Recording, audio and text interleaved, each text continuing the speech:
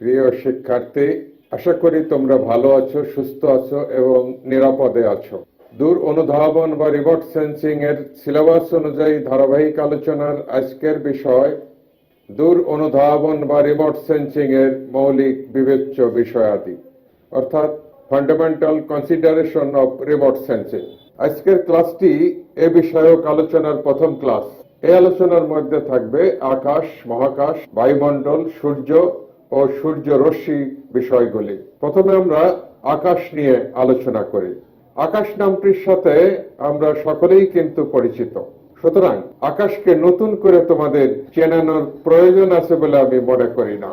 যেমন আমাদের দেখা মেঘমুক্ত দিনের নীল আকাশ, মেঘে ঢাকা দিনের সাদা বা ধূসর আকাশ, অমাবস্যার রাতের ঘুটঘুটে কালো আকাশ, পূর্ণিমার রাতের চাঁদের আলোয় দেখা অপূরব মায়াময় আকাশ, কালো চাদরের উপর গ্রহ নক্ষত্র ধূমকেতুর আলো সজ্জিত কল্পলোকের আকাশ এবং সকাল বা বিকালের লাল আভামণ্ডিত চোখ ধাঁধানো রক্তিম আকাশ আমরা সকলেই উপভোগ করে থাকি। আকাশ নানা রূপে নানা ভাবে আমাদের চোখে এভাবে ধরা দেয়। আসলে আকাশ এমন একটি নাম যাকে ধরা যায় না, ছোঁয়া যায় না, তবে দৃষ্টি সীমায় তা উপলব্ধি করা যায়। সাধারণত সুস্থ চোখের একজন মানুষের দৃষ্টিসীমা 4 থেকে 5 কিলোমিটার পর্যন্ত হয়ে থাকে। তাহলে কি আমরা বলতে পারি পৃথিবী থেকে আকাশের দূরত্ব 4-5 কিলোমিটার? আমার কিন্তু তা মনে হয় না। কারণ তুমি যদি বিমানে চড়ে 10-12 কিলোমিটার উপরে উঠে যাও, তাহলে বিমানের জানালা দিয়ে ঠিক অমনি নীল বা কালো বা তারাখচিত বা লাল আকাশ দেখতে পাবে। এমনকি বিমানের জানালা দিয়ে নিচের দিকে তাকালেও মনে হবে ঠিক উপরের আকাশের মতো নিচের অমনি নীল আকাশ। সুতরাং এক্ষেত্রে বলা যায় আকাশ একটি গোলক ধাঁধার মতো বহুরূপী আচরণের নাম। যাই হোক, যে নামেই আমরা আকাশকে চিনি না কেন, এবার আমরা আকাশকে ভিন্নভাবে একটু চেনার চেষ্টা করি। আসলে আকাশ মূলত মহাকাশেরই অংশ। বিশাল মহাকাশ বা মহাশূন্য বা স্পেসের মধ্যে অতি ক্ষুদ্র সৌরজগতের একটি ছোট্ট গ্রহ পৃথিবী। আর এই পৃথিবীর চতুর্দিকের বায়ুমণ্ডল সহ অতি হালকা গ্যাসীয় পারমাণবিক অঞ্চল ও চুম্বকীয় সীমার মধ্যে অবস্থিত মহাকাশের ক্ষুদ্র এই ক্ষেত্রটিকেই আমরা আকাশ নামে ডেকে থাকি। এখানে পৃথিবীর একমাত্র উপগ্রহ চাঁদও কিন্তু আকাশের অংশ নয়। তাহলে আমরা বলতে পারি মহাকাশের অতি অতি একটি ক্ষুদ্র অংশ হলো আকাশ, যা পৃথিবীর বায়ুমণ্ডল সহ চুম্বকীয় সীমার মধ্যে অবস্থিত। আমি একটি উদাহরণ দিলে তোমরা বিষয়টি আরো পরিষ্কার হয়ে যাবে। যেমন ধরি, সমগ্র পাংশা উপজেলা অঞ্চলটির মধ্যে পাংশা সরকারি কলেজটি অবস্থিত। কলেজটি কিন্তু উপজেলার অন্তর্ভুক্ত হলেও কলেজ অংশকে আমরা কলেজ ক্যাম্পাস বলি। তাহলে সমগ্র পাংশা উপজেলা অঞ্চলটি যদি মহাকাশ হয়ে থাকে, তবে কলেজ ক্যাম্পাসটি হবে আকাশ, যা পাংশা উপজেলা আওতারই অংশ। আশা করি আমরা আকাশ বিষয়টি এখন বুঝতে পেরেছি। এখন আমরা দিনের নীল আকাশ, রাতের কালো আকাশ এবং সকাল বিকালের লাল আকাশ নিয়ে একটু কথা বলি। দিনের বেলা সূর্যের আলোর বিক্ষেপণের কারণে আমাদের দৃষ্টি সীমায় নীল আভা দেখা যায়। অপরদিকে রাতের বেলা দূর মহাকাশের অসংখ্য নক্ষত্র, ধূমকেতু প্রভৃতির আলো আমাদের চোখে ধরা দেওয়ায় আকাশকে তারায় তারায় পরিপূর্ণ একটি কালো গালিচার মতো দেখায়। আসলে আকাশের কোনো প্রকৃত রং নাই। বহুরূপী আকাশের রং নীল, লাল, কালো প্রভৃতি দেখার কারণ সূর্যরশ্মির পতন, ধূলিকণা, আয়ন প্রভৃতির জন্য। সূর্যের থেকে আগত আলোর কেবলমাত্র দৃশ্যমান বা ভিজিবল 7টি রং আমরা দেখতে পাই। মূলত সূর্যের ওই 7টি দৃশ্যমান রঙের জন্য ভিন্ন ভিন্ন তরঙ্গ রশ্মি রয়েছে, যাদের তরঙ্গ দৈর্ঘ্য ভিন্ন ভিন্ন। এই তরঙ্গ দৈর্ঘ্য বেগুনি ও নীল রঙের ক্ষেত্রে সবচেয়ে কম এবং লাল রঙের ক্ষেত্রে সবচেয়ে বেশি। সূর্য থেকে যে বিভিন্ন রঙের দৃশ্যমান আলোক রশ্মি পৃথিবীতে আসে তা পৃথিবীর উপরিভাগের বিভিন্ন গ্যাসীয় আয়ন ও ধূলিকণার উপর পতিত হয়ে বিক্ষিপ্ত হয় বা আলোক কণার বিক্ষেপ ঘটে। অর্থাৎ আয়ন বা ধূলিকণার উপর সূর্যরশ্মি পড়ে বাধাপ্রাপ্ত হয়ে এদিক ওদিক ছোটাছুটি করে। এক্ষেত্রে যে রঙের আলোক রশ্মির তরঙ্গ দৈর্ঘ্য যত কম তা তত বেশি বিক্ষেপিত হয় এবং যে রঙের আলোক রশ্মির তরঙ্গ দৈর্ঘ্য যত বেশি তা তত কম বিক্ষেপিত হয়। যেহেতু নীল ও বেগুনি রঙের তরঙ্গ দৈর্ঘ্য সবচেয়ে কম, সেহেতু এই দুই রঙের বিক্ষেপ সবচেয়ে বেশি। অর্থাৎ এরা বেশি বিক্ষেপের কারণে এই দুই রং আমাদের দৃষ্টিসীমায় দিনের বেলা বেশি দেখা যায়। কিন্তু বেগুনি রং আমাদের চোখ খুব একটা উপলব্ধি করতে পারে না বিধায় আমরা শুধু দিনের বেলা আকাশকে নীল দেখি। অপরদিকে সূর্যোদয় ও সূর্যাস্তের সময় সূর্য এবং এর আশপাশ কিছু অংশের আকাশ লাল দেখায়। এ দুটি সময় সূর্য দিগন্ত রেখার খুব কাছাকাছি অবস্থান করে এবং আমাদের থেকে সূর্য দূরে চলে যায় বলে সূর্যরশ্মি ভূপৃষ্ঠ সংলগ্ন অপেক্ষাকৃত ঘন ও বেশি বায়ুস্তর ভেদ করে অনেক দূর থেকে আমাদের চোখে এসে পৌঁছায়। দিগন্ত রেখায় নীল রঙের বিক্ষেপ হলেও তা বেশি দূরে আমাদের দৃষ্টিসীমার বাইরে হয়, যা আমরা দেখতে পাই না। সে সময় লাল রঙের বিক্ষেপ দৃশ্য এসে আমাদের চোখে ধরা দেয়, ফলে ওই সময় আমরা আকাশ লাল দেখি। অন্যদিকে রাতে সূর্যরশ্মি না থাকার ফলে আলোর কণার বিক্ষেপ ঘটে না, এ কারণে তখন আমরা আকাশ কালো দেখি। তবে দূর মহাকাশের নক্ষত্র, গ্রহ, ধূমকেতু এগুলি আমরা দেখতে পাই তাদের বিকিরিত বা প্রতিফলিত আলো চোখের দৃষ্টিসীমায় ধরা দেওয়ার কারণে। এর ফলে কালো আকাশের ফাঁকে ফাঁকে দূর মহাকাশের আলোর প্রদীপ অদ্ভুত গালিচার মতো দেখায়। প্রকৃতপক্ষে ওইসব নক্ষত্র, গ্রহ, ধূমকেতু আমাদের আকাশের অংশ নয়।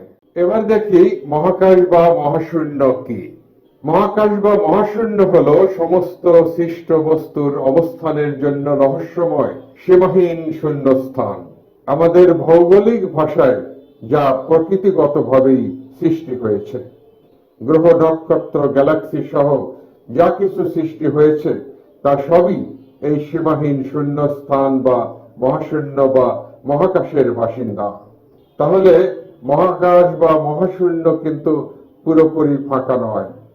অসংখ্য গ্রহ, গ্রহপুঞ্জ, নক্ষত্র, নক্ষত্র জগৎ বা গ্যালাক্সি, অতি অল্প পরিমাণ হাইড্রোজেন প্লাজমা, তড়িৎ চুম্বকীয় বিকিরণ, চৌম্বক ক্ষেত্র এবং নিউট্রনও মহাকাশে অবস্থান করছে।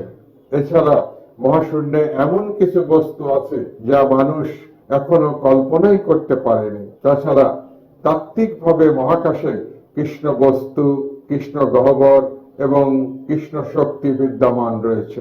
মহাকাশ আসলে কত বড় তা মানুষের পক্ষে অনুমান করাও দুঃসাধ্য ব্যাপার।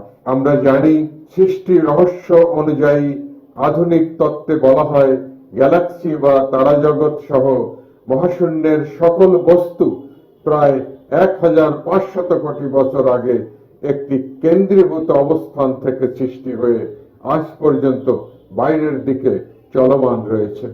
আর এই চলমান হাজার হাজার গ্যালাক্সি সমূহের এক একটির গড় ব্যাস প্রায় 20 থেকে 22 লক্ষ আলোকবর্ষ।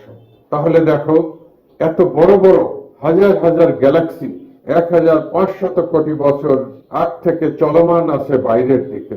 এবার তুমি অনুমান করার চেষ্টা করে দেখো মহাবিশ্ব আসলে কত বড়। প্রকৃত অর্থে এ বড়র কোনো সীমা নেই। আমি স্ক্রিনে একটি হিসাব দেখাচ্ছি তোমাদের, এই হিসাবটি দেখো, তাহলে বুঝতে পারবে যে কত বড়, এবং এই হিসাবটি আশা করি তোমরা করতে পারবে বলে আমার মনে হয় না। মহাকাশের এ সকল দৃশ্যমান নক্ষত্র, গ্রহ, উপগ্রহের গতিপথ, স্বভাব প্রভৃতি বিশ্লেষণ করার লক্ষ্যে মানুষ মহাকাশে নানা স্যাটেলাইট উৎক্ষেপণ করেছে। এতে করে মানুষ মহাকাশকে আরো কাছ থেকে পর্যবেক্ষণের সুযোগ পাচ্ছে। রকেট আবিষ্কারের পর মানুষ সরাসরি পৃথিবীর বাইরের মহাকাশের বস্তু চাঁদকে স্পর্শ করতে সক্ষম হয়। 1969 খ্রিস্টাব্দের 20 জুলাই মানুষ মহাকাশযান বা রকেট অ্যাপোলো 11-তে চড়ে চাঁদে অবতরণ করে। আজ অবধি মানুষ মহাকাশের অজানা রহস্য উদ্ঘাটনের জন্য কাজ করে যাচ্ছে। অদূর ভবিষ্যতে মানুষ মহাকাশ সম্পর্কে আরো অনেক তথ্য জানতে পারবে দূর অনুধাবনের মাধ্যমে। এবার বায়ুমণ্ডল। বায়ুমণ্ডল বলতে পৃথিবীর চারপাশে ঘিরে থাকা বিভিন্ন গ্যাস মিশ্রিত একটি বায়বীয় অংশকে বোঝায়, যাকে পৃথিবী তার মাধ্যাকর্ষণ শক্তি দ্বারা নিজের থেকে বিচ্ছিন্ন হতে দেয় না। বায়ুমণ্ডলে nitrogen, oxygen, argon, carbon dioxide সবচেয়ে বেশি পরিমাণে থাকে এবং অতি সামান্য পরিমাণ neon, helium, methane, carbon monoxide, xenon, ozone, nitrogen dioxide, iodine, ammonia প্রভৃতি গ্যাস বিদ্যমান। এছাড়া জলীয় বাষ্প, লবণ কণা, ধূলিকণাকেও বায়ুমণ্ডলের উপাদান হিসেবে ধরা হয়ে থাকে। কোন কোন বিজ্ঞানীর মতে বায়ুমণ্ডলের সীমানা 1287 কিলোমিটার পর্যন্ত। আবার কেউ বলেন বায়ুমণ্ডল 100 কিলোমিটারের কার্বন রেখার মধ্যে সীমাবদ্ধ। তবে সর্বজন স্বীকৃত বায়ুমণ্ডলের অস্তিত্ব ভূপৃষ্ঠ থেকে 10,000 কিলোমিটার পর্যন্ত বিস্তৃত। এই বিশাল গভীরতা সম্পন্ন বায়ুরাশির ভর প্রায় 5 × 10⁻18 কেজি, যার 4 ভাগের 3 ভাগই ভূপৃষ্ঠ থেকে প্রায় 11 কিলোমিটারের মধ্যে অবস্থিত। ভূপৃষ্ঠ থেকে 10,000 কিলোমিটার বিস্তৃত বায়ুমণ্ডলকে বিভিন্ন বৈশিষ্ট্য অনুযায়ী কয়েকটি স্তরে বিভক্ত করা যায়, যেমন টপোস্ফিয়ার। ভূপৃষ্ঠ থেকে স্থান ভেদে 8 থেকে 18 কিলোমিটারের মধ্যে এর অবস্থান। বায়ুর প্রায় 4 ভাগের 3 ভাগই এই স্তরের মধ্যে অবস্থিত। পৃথিবী সংলগ্ন এই স্তরটিতে বায়ুর অন্যান্য উপাদানের সাথে প্রায় 78 ভাগ নাইট্রোজেন, 21 ভাগ অক্সিজেন এবং 0.03 ভাগ কার্বন ডাই অক্সাইড রয়েছে, যা জীব জগতের জন্য অত্যন্ত প্রয়োজনীয়। এই স্তরের শেষ সীমার তাপমাত্রা -55 ডিগ্রি সেলসিয়াস। এরপর স্ট্র্যাটোস্ফিয়ার। টপোস্ফিয়ারের উপর থেকে 50 কিলোমিটারের মধ্যে এর অবস্থান।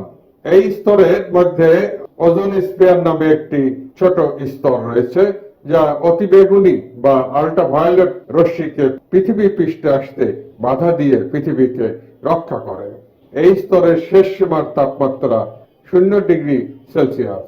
এরপর মেসোস্ফিয়ার। 51 থেকে 80 কিলোমিটারের মধ্যে এর অবস্থান। অবস্থানগতভাবে অনেকে এটিকেই বায়ুমণ্ডলের শেষ বলে ধরে থাকেন, কিন্তু অধিকাংশ বিজ্ঞানীর ধারণা এর উপরে বায়ুমণ্ডলের অস্তিত্ব আছে। এই স্তরের শেষ সীমার তাপমাত্রা -90 ডিগ্রি সেলসিয়াস। এরপর থার্মোস্ফিয়ার। 81 থেকে 10,000 কিলোমিটারের মধ্যে এর অবস্থান। এই মণ্ডলের মধ্যে আয়নোস্ফিয়ার নামে একটি ছোট স্তর রয়েছে। এছাড়া এই স্তরের অংশ হিসেবে এক্সোস্ফিয়ার, নাইট্রোজেন ও অক্সিজেন পারমাণবিক স্তর এবং হিলিয়াম ও হাইড্রোজেন স্তর অবস্থিত। এছাড়া এই স্তরের শেষ সীমায় রয়েছে চুম্বক স্ফিয়ার বা চুম্বক স্তর। চুম্বক স্তর ভেদ করে পৃথিবীতে আসা এবং পৃথিবী থেকে বাইরে যাওয়া সাধারণ গতিতে সম্ভব নয়। কোন বস্তু প্রতি সেকেন্ডে 11 কিলোমিটার বা এর অধিক গতি সম্পন্ন হলে তবেই সম্ভব। যেমন রকেটের গতি প্রতি সেকেন্ডে 11 কিলোমিটারের অধিক হওয়ায় তা পৃথিবী থেকে মহাকাশে যেতে বা আসতে পারে।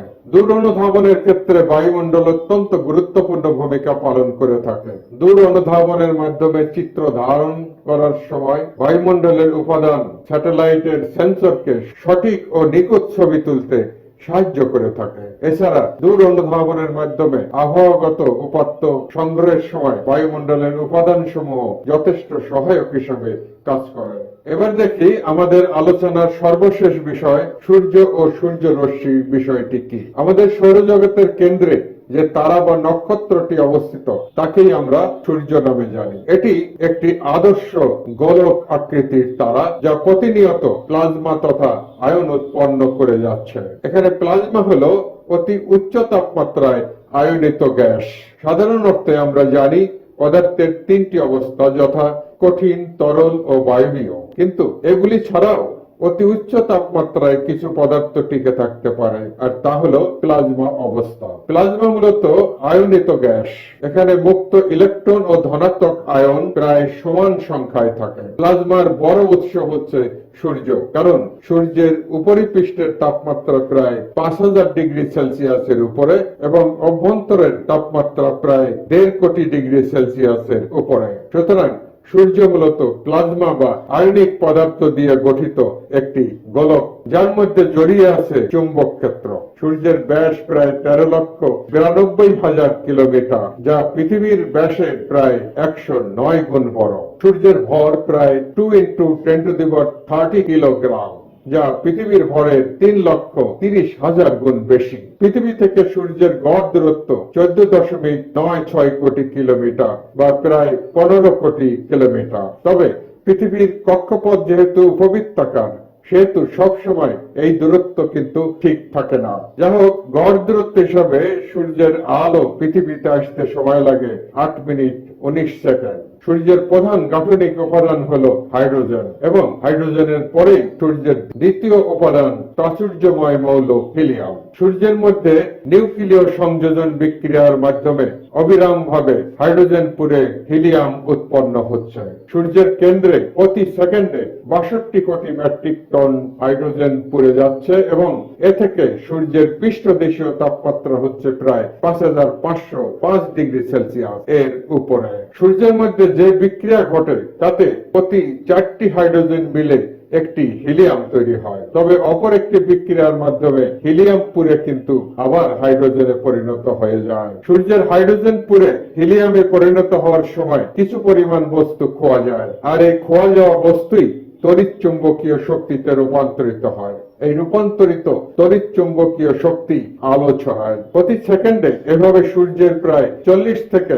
42 লাখ টন বস্তু খোয়া গিয়ে 3.7 লাখ কোটি ওয়াট শক্তি বিকিরিত হয়। প্রতি সেকেন্ডে সূর্য হতে এই বিপুল পরিমাণ আলোক শক্তির খুব নগণ্য পরিমাণ আমরা পৃথিবীতে পেয়ে থাকি, যা উৎপাদিত শক্তির 200 কোটি ভাগের মাত্র 1 ভাগ। বাকি আলোক শক্তি মহাশূন্যে বিলীন হয়ে যায়। সূর্যের এই আলোক শক্তি অনেক ধরনের বর্ণালী রশ্মি আকারে পৃথিবীতে এসে পৌঁছায়। পৃথিবীতে পতিত এ সকল সূর্যের আলোক রশ্মি দূর অনুধাবনের নিষ্ক্রিয় অনুধাবন সৃষ্টির ক্ষেত্রে সহায়ক ভূমিকা পালন করে থাকে। এখানে একটি কথা তোমাদের বলে রাখি, তা হলো সূর্যের সব গ্যাস যখন পুড়িয়ে যাবে, তখন সে পর্যায়ক্রমে কৃষ্ণ গহ্বরে পরিণত হবে, আর তখন আমাদের এই প্রিয় পৃথিবী ধ্বংস হয়ে যাবে। এবার আমরা দেখি আমাদের আলোচনার এই অংশ থেকে কি ধরনের সম্ভাব্য প্রশ্ন আসতে পারে। প্রথমে দেখি অতি সংক্ষিপ্ত প্রশ্ন। অতি সংক্ষিপ্ত প্রশ্নের 1 নম্বরে রয়েছে আকাশ কিসের অংশ? উত্তর মহাকাশের। 2 নম্বর, আকাশে কোন রঙের রশ্মির বিক্ষেপ বেশি হয়? উত্তর নীল ও বেগুনি রঙের। 3, আকাশে কোন রঙের রশ্মির বিক্ষেপ কম হয়? উত্তর লাল রঙের। 4, সাধারণত সূর্যরশ্মি কিসের উপর পড়লে বিক্ষেপ ঘটে? উত্তর ধূলিকণা, আয়ন প্রভৃতি। 5, মহাকাশের একটি বস্তুর নাম লেখো। উত্তর নক্ষত্র। এখানে গ্রহ হতে পারে। 6, এক একটা গ্যালাক্সির গড় ব্যাস কত? উত্তর 20 থেকে 22 লক্ষ আলোকবর্ষ। 7, বায়ুমণ্ডলে কোন গ্যাস সবচেয়ে বেশি? উত্তর নাইট্রোজেন।